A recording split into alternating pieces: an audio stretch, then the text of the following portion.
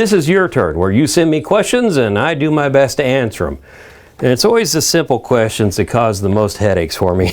So Logan wrote me, and he had a question about figured wood. He says there's all sorts of names: flame, curly, rippled, fiddleback, bird's eye, burls. What are they? He's a new turner. He doesn't understand the differences between them.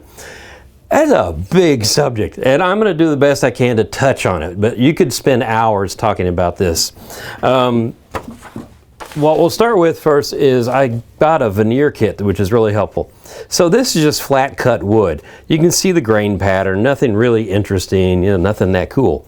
But when you start seeing other things, you see marks in the wood. And this is Pecky Beech. It's got those little bumps there. Don't confuse it with, if I can get it apart, bird's eye, which is this. This is bird's eye maple. See the little dots? They kind of look like the eyes of a bird, for real. And they have a little bit of reflection in 3D to them. So when you polish this up and turn something, it's going to have a depth to it. It'll be really cool. Now we can go with another one. This is called ribbon cut.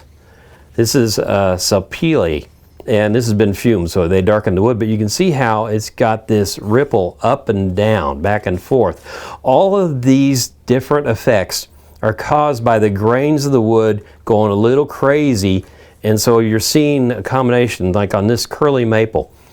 What reflects and looks deep is the end grain, because it reflects more light. The long grains don't reflect, so it gives you this wavy, curly look. Over here we have, let's get into a couple burls. So here's a walnut burl, here's a maple burl. In this case, all the grains are just going crazy. They're twisting around, doing stuff. They say this is caused by insect disease, damage to the tree, things like that.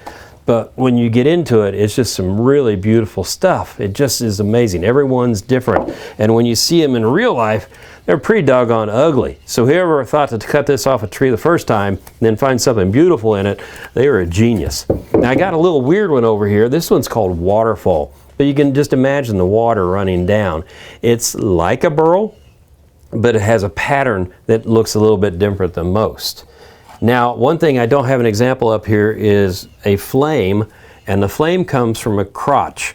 So I have a branch here, coming down here. Where these meet, there's a lot of tension between the two sides of the tree, pulling and pushing and stuff. So the tree has to almost like interlock itself with its fibers to keep it from being pulled apart. And then that makes this flame, which is an incredible, beautiful flame that comes up here. It looks like a feather, doesn't it? So Logan, I hope that answers a few of the questions about different figured woods and what they're called. Like I said, we could go on about this for hours, but for right now, that's going to have to do it.